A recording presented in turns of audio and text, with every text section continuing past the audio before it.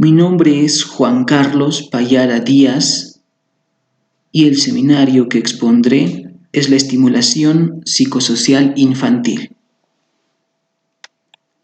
La secuencia de la exposición es de la siguiente manera. Primero, hablaré del desarrollo psicosocial y luego de la estimulación psicosocial. Al hablar del desarrollo psicosocial, hablaré de la teoría del desarrollo psicosocial de Erik Erikson, la teoría del aprendizaje de Jean Piaget, la escala de madurez social de Vineland, el decálogo básico del desarrollo psicosocial infantil de UNICEF. Y en cuanto a la estimulación psicosocial, el MINSA da unas recomendaciones acerca de la estimulación psicosocial para niños de 0 a 2 años. Empezamos. Desarrollo psicosocial. La teoría del desarrollo psicosocial de Erik Erikson. Erik Hamburger Erikson nació en 1902 en Frankfurt y murió en 1994 en Massachusetts. Entonces fue un psicoanalista estadounidense de origen alemán.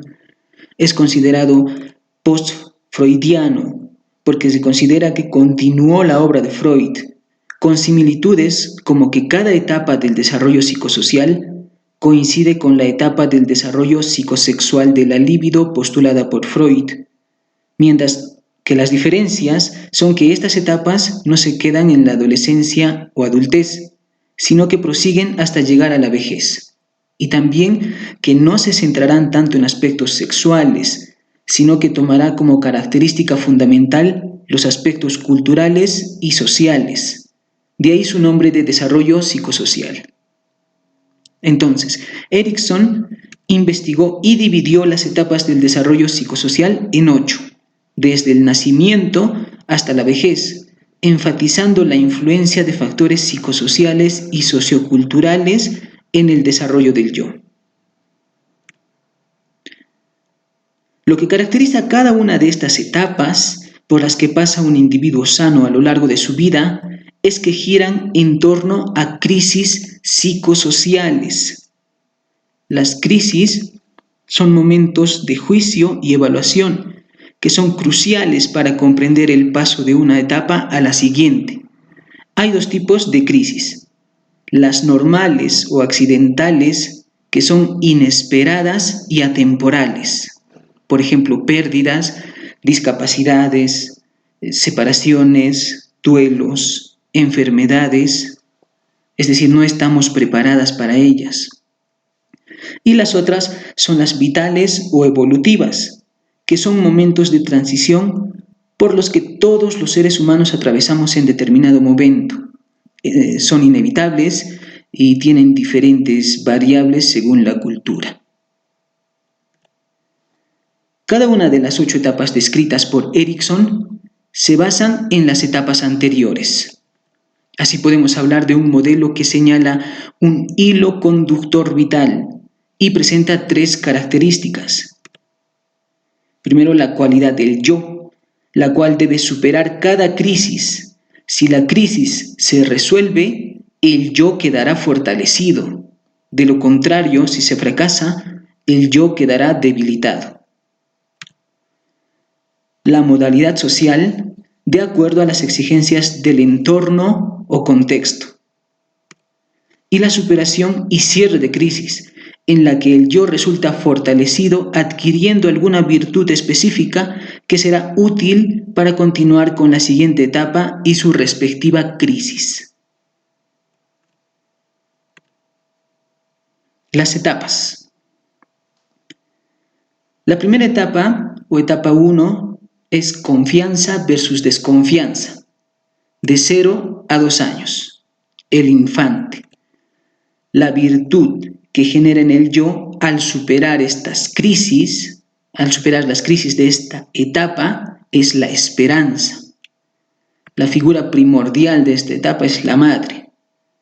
Para Erikson, esta etapa se caracteriza por el pasaje del estado intrauterino al extrauterino, en el cual el individuo se enfrenta a un entorno de necesidades que son muy abruptas y disruptivas. Tendrá frío, calor, hambre, sed, miedo, etc. Todas estas necesidades básicas de esta edad serán cubiertas por el tutor que lo cuida, que generalmente es la madre, lo cual genera en el infante la seguridad, confianza y optimismo de que sus necesidades serán atendidas y le permitirán ganar resistencia a las frustraciones. La madre infunde el sentido de confianza que genera para desarrollarse debidamente en el hijo, de acuerdo a los criterios del marco cultural. Por ejemplo, el llanto es una forma de expresión no verbal y funcional del neonato e infante. Cuando las atenciones de las necesidades del infante tardan en suceder o no son proveídos, el individuo crece inseguro, sin confiar en sí mismo ni en otras personas. Por tanto, es la base de la futura autoestima y autoconfianza. La segunda etapa o etapa 2 es la autonomía versus la vergüenza, de 2 a 3 años, el niño. La virtud que genera en el yo al superar las crisis de esta etapa es la voluntad. La figura primordial de esta etapa son los padres. El niño ha madurado motrizmente, tiene mayor musculatura y coordinación, empieza a caminar, hablar, comer por sí solo, controlar esfínteres, etc. Es decir, va ganando autonomía. Empezará un proceso de individualización y separación de la madre. Comprende que todos los sujetos son separados y autónomos. Un ejemplo de cómo un niño puede desarrollar autonomía en esta etapa es permitiéndole que escoja el color de zapatos que quiere usar, el color de camisa o el tipo de comida que quiere comer. De esta manera se refuerza la voluntad del niño, haciéndole sentir orgulloso de sus pequeños logros. Por otro lado, si el niño no recibe la atención apropiada por parte de sus padres, se frustrará y se sentirá avergonzado. Su carácter y voluntad propias no se desarrollarán adecuadamente. La tercera etapa o etapa 3 es la iniciativa versus la culpa, de 3 a 6 años, el preescolar. La virtud que genera en el yo al superar las crisis de esta etapa es la curiosidad, y la figura primordial de esta etapa es la familia. El niño es más activo y autónomo, y mediante el juego y la imaginación comprende el futuro mundo de los adultos y los roles sociales. Se interesa en hacer amigos y desarrollar sus habilidades sociales. La creatividad de los niños despierta y la curiosidad por saber y aprender sobre cosas que antes no le interesaban se incrementa. Comienza a explorar el mundo que le rodea. Por ejemplo, el niño hace preguntas como ¿de dónde vienen los bebés? ¿Por qué llueve? ¿Por qué el cielo es azul? ¿Por qué vuelan los aviones? Etc. Si los padres reaccionan negativamente a las preguntas o a la iniciativa de investigar por parte de los niños, harán que se genere un sentimiento de culpabilidad. La siguiente etapa o etapa 4 es la laboriosidad versus la inferioridad, de 6 a 12 años, el estudiante. La virtud que genera en el yo al superar las crisis de esta etapa es la creatividad. La figura primordial de esta etapa son los compañeros. Se dan las primeras actividades escolares. El niño demuestra un auténtico interés por el funcionamiento de las cosas e intenta realizar actividades por sí mismo, por su propio esfuerzo, aplicando sus conocimientos y habilidades aprendidos hasta ese momento. El niño buscará reconocimiento social por los trabajos y actividades que hace en la escuela, porque este es un periodo de producción y descubrimiento de la creatividad. Por ejemplo, algunos escolares sentirán interés hacia actividades deportivas, artísticas, de liderazgo, de tecnología, por lo tanto, iniciarán nuevos retos. Pero al mismo tiempo también aparecen los primeros fracasos, es decir, las primeras veces que será juzgado por hacer mal alguna actividad, experimentando sensaciones de inferioridad al sentir que no entiende, no comprende o no logra lo que otros compañeros sí están logrando, sintiéndose frustrado e inseguro de sus capacidades frente a los demás. La siguiente etapa, o etapa 5, es la identidad versus confusión. De 12 a 20 años, el adolescente. La virtud que genera en el yo al superar las crisis de esta etapa es la identificación, y la figura primordial de esta etapa son los grupos. El adolescente no solamente se identificará con el padre o la madre, sino reevaluará esas identificaciones. Se quedará con algunas y descartará otras. Se identificará con algunos grupos de pares, artistas, famosos, gente que admire, y esa búsqueda genera una dispersión y confusión de roles tan caótica que todas no pueden coincidir en una sola persona.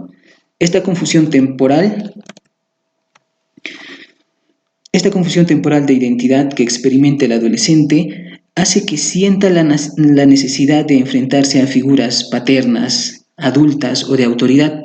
Se rebelan y pueden llegar a incurrir en problemas menores de delincuencia. El ejemplo más común es que el adolescente prueba diferentes maneras de vestir y pensar para adaptarse a la sociedad, hasta que encuentra un ambiente en el que se siente confortable y aprende a contestarse a sí mismo satisfactoriamente quién es él o ella como persona. La siguiente etapa, o etapa 6, es la intimidad versus la soledad. De 20 a 40 años, el adulto joven. La virtud que genera en el yo al superar las crisis de esta etapa es el amor. Y la figura primordial en esta etapa es la pareja y los amigos. Una vez conformada y fortalecida la identidad de la etapa anterior, el joven busca relacionarse con otras personas, experimentando relaciones tanto románticas como laborales o de estudios superiores. Prioriza las relaciones más íntimas que ofrezcan y requieran un compromiso recíproco. Una intimidad que genere una sensación de seguridad, compañía y confianza. Por ejemplo, el joven busca una pareja estable para pensar a formar una familia y al mismo tiempo fortalece las relaciones con su grupo de amigos. Por el contrario, si se evade este tipo de intimidad, se puede producir el aislamiento, que termina en soledad, conllevando a la depresión. La siguiente etapa es la etapa 7, generatividad versus estancamiento. De 40 a 60 años, el adulto maduro. La virtud que genera en el yo al superar las crisis de esta etapa es el equilibrio. La figura primordial es el hogar y el trabajo. El adulto maduro busca la productividad vinculada al futuro y al porvenir de las siguientes generaciones. Prioriza la generatividad, es decir, el mayor progreso o éxito, tanto en lo familiar como en lo profesional. Por ejemplo, busca tener hijos y formar una familia, tener una casa propia y lograr los objetivos que quedaban desde la juventud. Si no logra tener éxito, sentirá la sensación de estar estancado o de que la vida no tiene sentido. Este estancamiento podría deberse al fracaso en la etapa anterior. También, al llegar aproximadamente a la mitad de su vida, aparece la crisis de la mediana edad, que es un periodo de cuestionamiento personal. Ha llegado el final del crecimiento y ha iniciado el envejecimiento. La siguiente etapa es la etapa 8, integridad del yo versus la desesperación. De 60 años a más, ¿no? El adulto mayor. La virtud que genera en el yo al superar las crisis de esta etapa es la sabiduría. La figura primordial de esta etapa es la humanidad.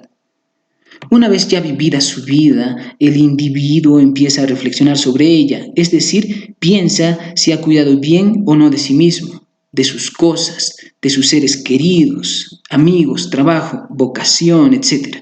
Y frente a esta postura reflexiva y retroactiva, Puede sentir que ha logrado, obtenido o realizado los mayores objetivos de su vida sintiendo fortalecido su yo, creyendo que ha sostenido una buena vida, pensar en el porvenir, el cual va a ser su legado y los conocimientos que puede transmitir, ¿no? Se convierte en instructor.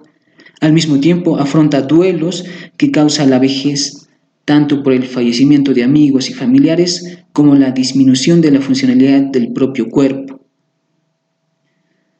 Por el contrario, si siente que su vida no ha sido plena, no ha logrado sus objetivos, ha arrastrado una serie de frustraciones a lo largo de la vida en el amor, el trabajo, la educación, su yo estará debilitado.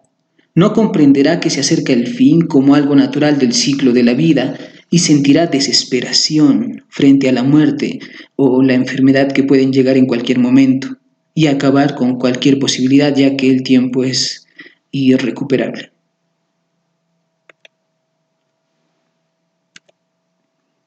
En la formulación de la teoría del desarrollo psicosocial de Erikson, las etapas destacan los siguientes aspectos. Cada individuo pasa de forma diferente y personal cada etapa. Un yo fortalecido es importante para la salud mental en la que deben predominar las fuerzas positivas sobre las negativas. La sociedad modela la forma en que las personas se desenvuelven. El factor biológico es determinante en la formación de la personalidad. El desarrollo del individuo se hace a lo largo de 8 etapas psicosociales, cada una con una crisis que desarrolla una fuerza específica del yo. Ahora hablaré de la teoría del aprendizaje de Jean Piaget.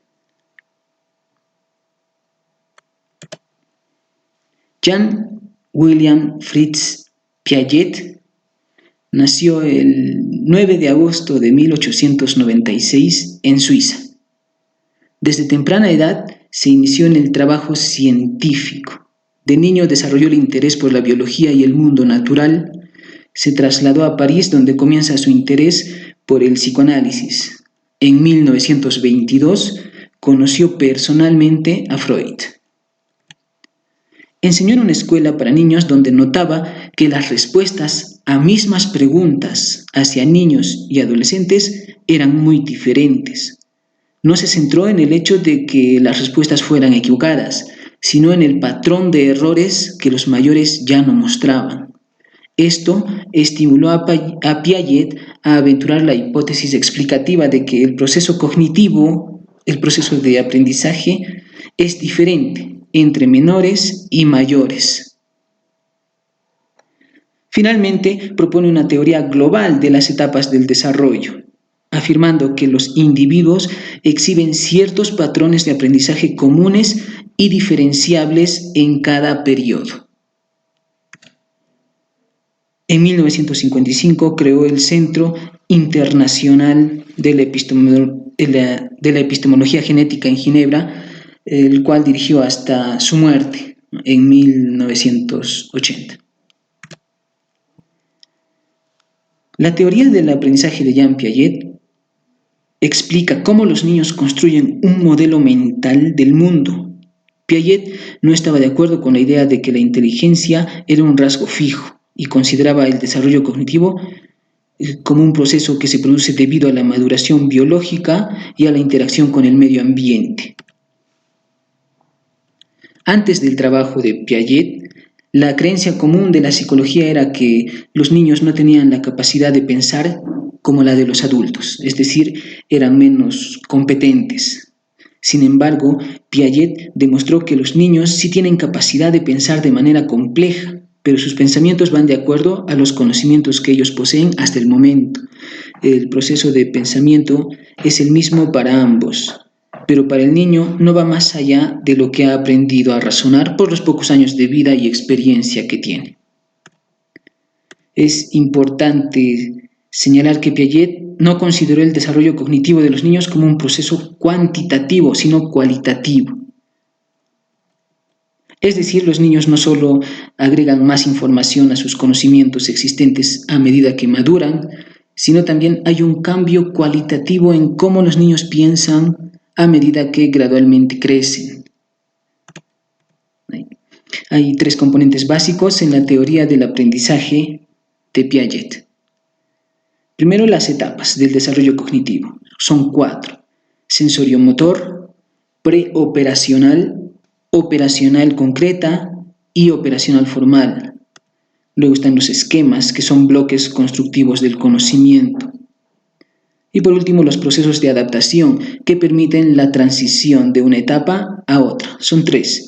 Asimilación, acomodación y equilibrio. Listo. Las 4 etapas del desarrollo cognitivo. Según Piaget, el desarrollo cognitivo de los niños avanza a través de una secuencia de 4 etapas, cada una de las cuales está marcado por cambios en cómo los niños perciben el mundo. Gran parte de la teoría de Piaget se fundamenta en la observación del desarrollo de sus propios hijos, a partir de lo cual planteó una teoría acerca de las etapas del desarrollo intelectual, en las que incluyó 4 etapas diferenciadas, que no tienen una edad de inicio específico, pero sí son necesariamente consecutivos. Es decir, no se puede saltar ninguna etapa.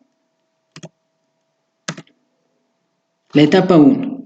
La etapa sensorio-motora o sensorio-motriz, de 0 a 2 años. Los bebés y niños pequeños adquieren sus conocimientos a través de experiencias sensoriales y objetos manipulables. Comienzan a entender sobre la existencia de los objetos incluso cuando no pueden ser vistos. En otras palabras, aprenden que los objetos son entidades separadas y distintas y comienzan a relacionar nombres y palabras con sus respectivos objetos. Esta etapa termina a los 2 años de edad o hasta cuando se inicia el desarrollo del lenguaje funcional, o sea, cuando los niños comienzan a comprender mejor la información que perciben con sus sentidos y expresarla en frases simples. En este punto del desarrollo, la inteligencia del niño es externa y conductual.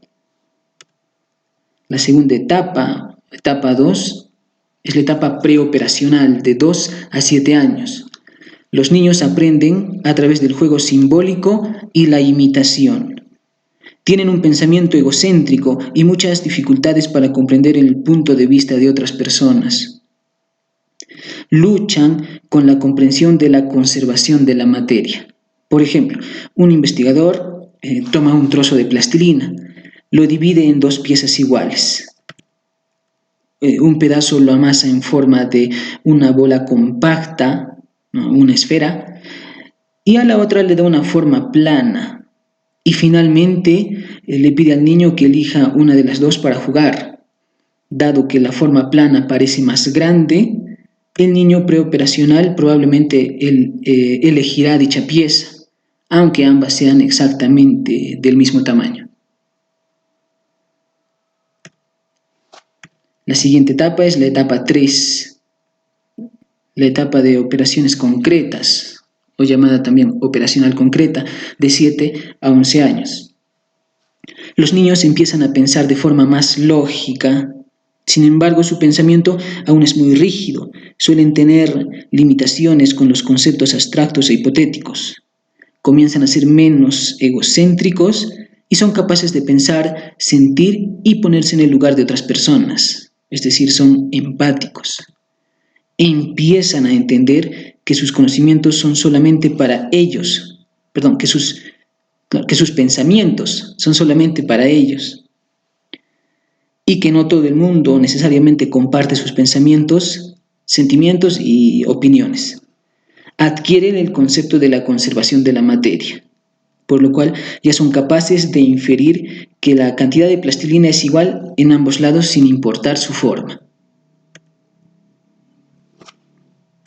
La siguiente etapa es la etapa 4, la etapa de operaciones formales, o llamada también operacional formal, desde los 11 años a más. Esta es la etapa final que implica un aumento en la lógica, la capacidad de utilizar el razonamiento deductivo y la comprensión de ideas abstractas. Adquiere la capacidad de distinguir múltiples soluciones potenciales a los problemas y pensar más científicamente sobre el mundo que le rodea. Otro componente básico de la teoría del aprendizaje de Piaget es el esquema. El esquema es una categoría de conocimiento que nos ayuda a interpretar y entender el mundo. Según Piaget, un esquema incluye tanto una categoría de conocimiento como el proceso de obtención de ese conocimiento. A medida que pasan las experiencias, esta nueva información se utiliza para añadir o modificar esquemas previamente existentes. Por ejemplo, un niño puede tener un esquema acerca de un objeto, como un globo. Si la única experiencia del niño ha sido con globos esféricos, el niño puede creer que todos los objetos de forma esférica son globos. Entonces, supongamos que el niño encuentra una pelota, ¿no? El niño percibirá el objeto como un globo. Luego recibirá una nueva información del nuevo objeto, modificando el esquema previamente existente e incluir nuevas observaciones. Es decir, no todos los objetos esféricos son globos.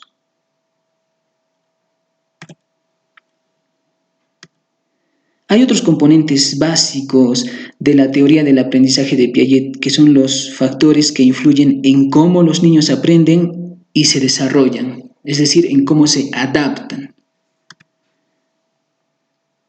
Y están la asimilación, la acomodación y el equilibrio. La asimilación es el proceso de incorporación de nueva información a esquemas ya existentes. Teniendo en cuenta el ejemplo anterior, ver una pelota y ya no etiquetarlo como globo, sino como pelota, es un caso de asimilar a la pelota en el esquema objeto esférico del niño. La acomodación consiste en modificar esquemas existentes o ideas como resultado de la llegada de nueva información o nuevas experiencias. También se pueden desarrollar nuevos esquemas durante este proceso. Y el equilibrio es la armonía que existe entre la asimilación y la acomodación. A medida que el niño progresa a través de las diferentes etapas del desarrollo cognitivo, es importante mantener un equilibrio entre la incorporación de conocimientos previos, es decir, la asimilación, y el cambio de comportamiento que implica adoptar nuevos conocimientos, es decir, la acomodación. Jean Piaget decía, el objetivo principal de la educación en las escuelas debería ser la creación de hombres y mujeres que sean capaces de hacer cosas nuevas, no simplemente repetir lo que otras generaciones han hecho, es decir, que hombres y mujeres sean creadores, inventores y descubridores. El segundo objetivo de la educación es la de formar mentes que sean críticas, que puedan verificar y no aceptar todo lo que se les ofrece. Ahora hablaré un poco de la escala de madurez social de Vineland. ¿Qué es esta escala? Es un test que permite evaluar de forma sencilla y eficaz el estado de desarrollo mental, social y psicomotor de un individuo, y específicamente la efectividad y el déficit con que desarrolla los estándares de autonomía personal y conducta social para su edad. Por lo tanto, determina la edad social de la persona independiente de su edad cronológica y permite comparar ambas edades. Cualquier puntuación dada en la escala de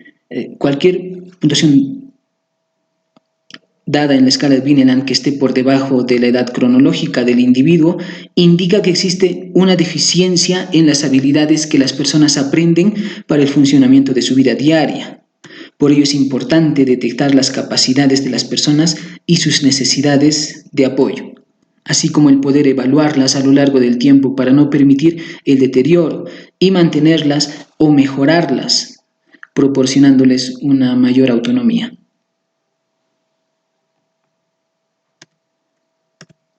Este test maduracional abarca 4 áreas generales del comportamiento: la comunicación, las habilidades para la vida cotidiana, la socialización y las habilidades motoras. Primero, la comunicación, que puede ser receptiva, expresiva o escrita. La comunicación receptiva Se observa si el individuo escucha, atiende, comprende y sigue las instrucciones. En la expresiva se observa si el individuo tiene expresiones preverbales o verbales, si habla, dialoga, conversa y hace buen uso de los conceptos. Y en la escrita se observa si el individuo ha desarrollado la lectura y la escritura, y viendo el nivel de destreza para ejecutarlas.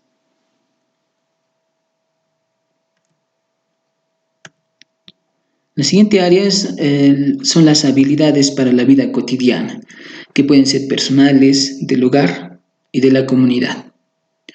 En las personales se observa si el individuo come, se viste, tiene hábitos de higiene diarios y cuidados adecuados para su salud. En las del hogar se observan las conductas domésticas del individuo, por ejemplo, el uso de objetos caseros. Y de la comunidad se observa si el individuo usa aparatos como el teléfono o recursos como el dinero, si conoce las reglas de seguridad, etc. La siguiente área es la socialización, cuyas formas son de relación interpersonal, de tiempo, de juego y ocio y de afrontamiento. De relación interpersonal se observa si el individuo interactúa con otros. De tiempo, de juego y ocio se observa si el individuo juega y comparte, respeta las reglas de juego, usa la televisión, equipos de sonido, etc. Y de afrontamiento se observa, por ejemplo, si el individuo es responsable o no. Otra área son las habilidades motoras, que pueden ser de dos tipos: la motricidad gruesa y la fina. En la motricidad gruesa se observa si el individuo tiene coordinación corporal, usa brazos y piernas, camina, corre, maneja bien el cuerpo, etc. Y en la motricidad fina se observa si el individuo tiene destreza manipulativa, coordinación manual y óculo-manual. Estas 4 áreas generales del comportamiento se dividen en 8 categorías de conducta, con 117 actividades o habilidades en total, o 117 ítems, que están ordenadas según su dificultad y edad cronológica. Y son las siguientes: autoayuda general, autovestimenta, autoalimentación, autodirección, ocupación, comunicación, locomoción y socialización. Por ejemplo, para un individuo menor de 1 año, en la categoría comunicación se observa si gorjea o sonríe, se entretiene solo cuando está desatendido, conversa imitando sonidos y sigue instrucciones simples. En la categoría autoayuda general se observa si sostiene la cabeza, coge objetos que están a su alcance, se da vuelta sobre sí mismo, alcanza objetos cercanos, se sienta sin apoyo, se yergue, o sea, se puede mantener erguido, coge con el pulgar y otro dedo y se para solo.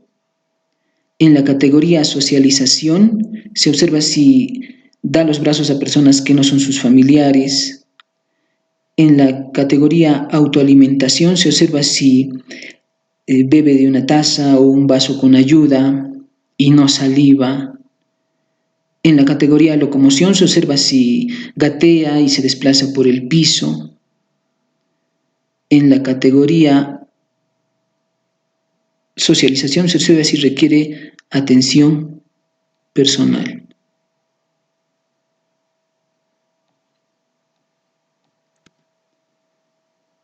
Entonces aquí vemos enumeradas del 1 al 17, el ejemplo para evaluar a un niño menor de 1 año. Ahí están las categorías y las habilidades o actividades o ítems que se evalúan. Al lado izquierdo se observan espacios vacíos para poner puntaje.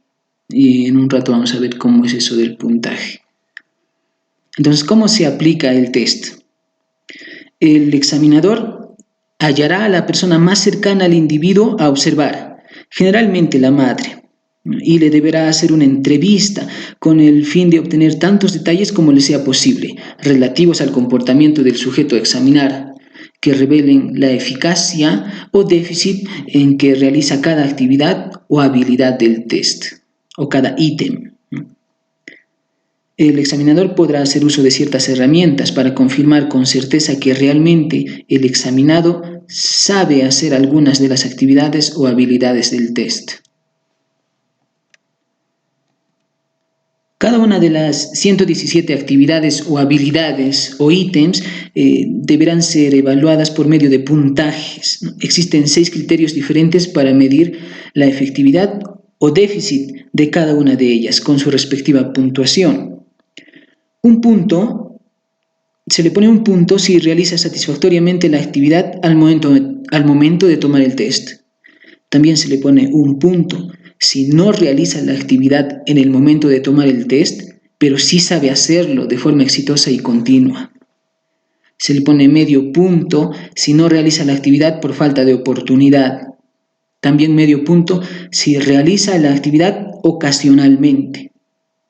Se le pone 0 puntos si no realiza la actividad y 0 puntos también si no realiza la actividad aún presentándole la oportunidad. Después de aplicar el test, se suman los puntajes obtenidos en cada actividad, resultando la puntuación total, la cual debe convertirse a edad social por interpolación de acuerdo a la tabla de edades de la escala de Vineland. Entonces, una persona que tenga un puntaje total de 61, por ejemplo, tendrá una edad social de 6 años, según la tabla.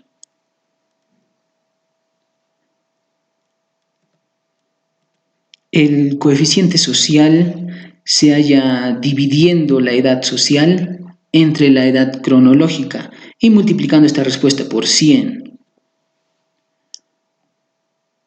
Por ejemplo, a un niño de 5 años de edad se le aplica el test dando como resultado total 47 puntos, es decir, tiene una edad social de 3,5 años.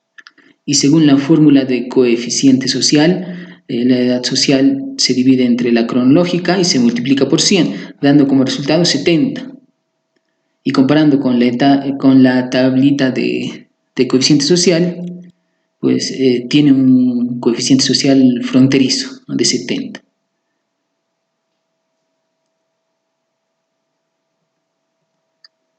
Y ahora algunos comentarios finales sobre la escala de madurez social de Vineland. Este test está organizado en base a un esquema de desarrollo normal, por eso puede usarse permanentemente y repetidas veces para la medición de cambios de crecimiento y analizar la evolución. Da como resultado una edad social, la cual tiene gran correlación con la edad mental obtenida con pruebas de inteligencia. Permite detectar una anomalía en individuos sin signos o síntomas evidentes. Puede ser aplicada por cualquier persona que evalúa a niños normales o deficientes. Es rápida de aplicar en minutos y útil cuando no se puede utilizar otros instrumentos psicológicos, especialmente cuando existen dificultades en el lenguaje. Ahora veremos cuál es el decálogo básico del desarrollo psicosocial infantil de UNICEF. El Fondo de las Naciones Unidas para la Infancia, UNICEF, ha desarrollado un decálogo básico del desarrollo psicosocial infantil. Entonces son 10, por eso es un decálogo. 1. Para los niños es fundamental el contacto estrecho con los padres, antes y en el momento de nacer. 2. Los niños necesitan establecer un vínculo o relación de afecto y amor con sus padres o las personas que los cuidan. 3. Los niños necesitan un intercambio con su medio a través del lenguaje y el juego. 4. Los niños necesitan hacer las cosas por sí mismos para alcanzar un grado adecuado de autonomía o independencia. 5. Los niños necesitan la valoración positiva para tener una buena autoestima o confianza en sí mismos. 6. Los niños necesitan tener un mínimo de seguridad y estabilidad. 7. Los niños necesitan expresar sus emociones y sentimientos sin temor a ser reprimidos o castigados. 8. Cada uno de los niños tiene su propio temperamento y ritmo. No todos aprenden con la misma rapidez. 9. Las familias estimuladoras, cariñosas, que brindan apoyo tienen niños más sanos y felices. Y 10. Los padres y adultos deben evitar golpear, maltratar, asustar, descalificar o engañar a los niños. Un ambiente de irritación, violencia o inestabilidad prolongada es perjudicial para el desarrollo infantil. Y así ya terminamos de hablar del desarrollo psicosocial.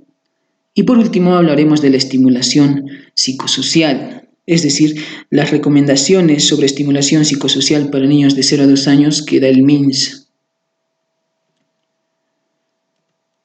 A la edad de un mes, el MINSA recomienda cantarle canciones antes de dormir, cuando el bebé se va a dormir, buscar su mirada al atenderlo, sonreírle y hablarle tiernamente, calmar, acariciar y cargarlo en brazos, es decir, buscar el contacto piel a piel, consolar al bebé cuando llore,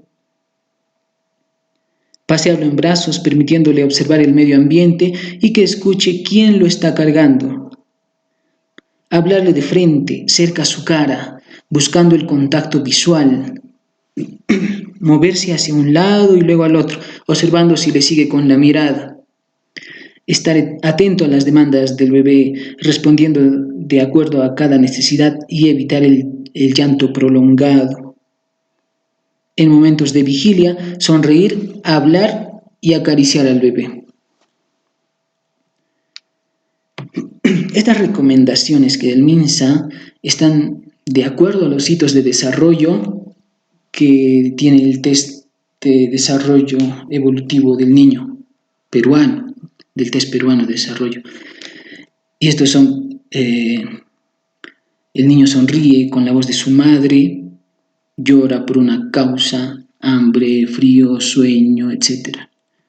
Cuando llora se tranquiliza al ser alzado o acariciado, chupa, succiona, ¿no? Succiona la mama o succiona el pezón para alimentarse y demuestra estar atento.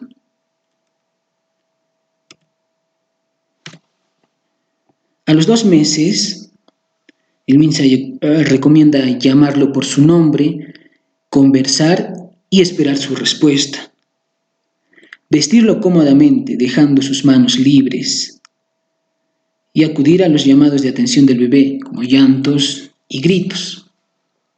Y los hitos de desarrollo a la edad de 2 meses son que el niño emite sonidos cuando se le habla. La madre le dice hola y el niño responde agu. Sonríe ante cualquier rostro que se le acerca y al contacto con un objeto abre y cierra la mano.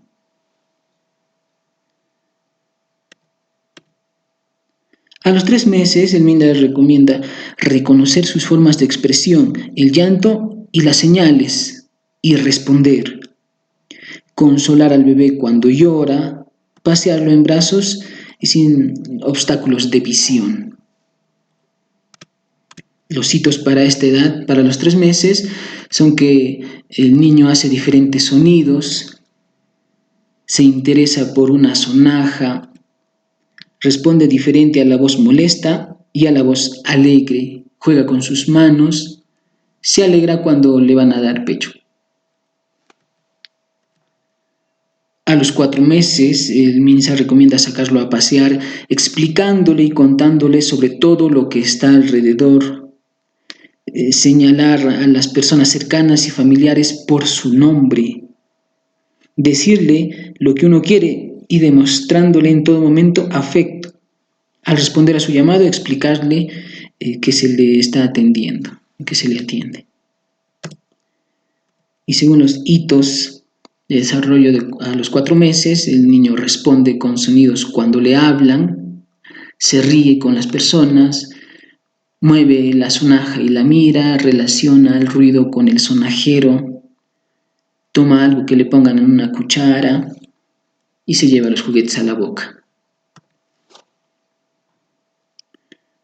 A los 5 meses, el Minsa desarrolla el juego de escondidas, tapándose la cara y luego que imite. Cargar al niño y acercarle el rostro para que observe y toque.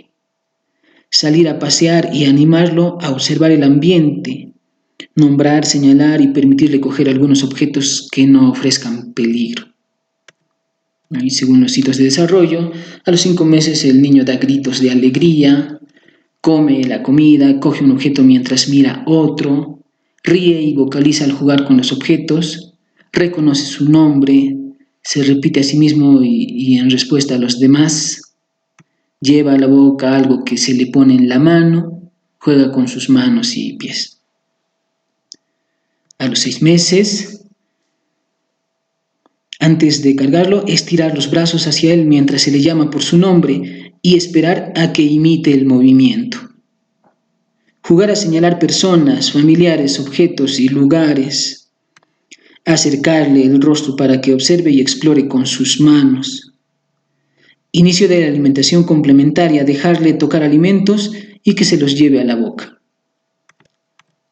Y según los hitos de desarrollo, para esta edad los niños reconocen diferentes personas, comen solos, por ejemplo una galletita, desparraman objetos, busca objetos caídos, y ya comprende el upa, ven, chao, toca su imagen en el espejo, coge y golpea objetos y repite seriadamente el golpe. De 7 a 9 meses, el Minsa recomienda jugar a las escondidas, observar qué juguetes le gustan más y dejarlo jugar con ellos, promover el juego de va y viene o ida y vuelta, es decir, darle cosas y esperar a que las devuelva. Los hitos de desarrollo a los 7 meses son que el niño repite ta, ta, la, ca, etc. Toca, sigue tocando su imagen en el espejo, lleva sus pies a la boca, dice papá, mamá, pero a cualquier persona. A los 8 meses, el niño dice adiós con las manos, tira los objetos al suelo, intenta coger objetos lejanos con la mano, llama o grita para establecer contacto con otros, lanza objetos a cierta distancia y disfruta con el sonido. A los 9 meses, según los hitos del desarrollo, el niño saca objetos de un recipiente, juega a esconderse y encuentra objetos ocultos. De 10 a 12 meses, el Minsa recomienda enseñarle a respetar espacios, jugar a esconder y encontrar objetos.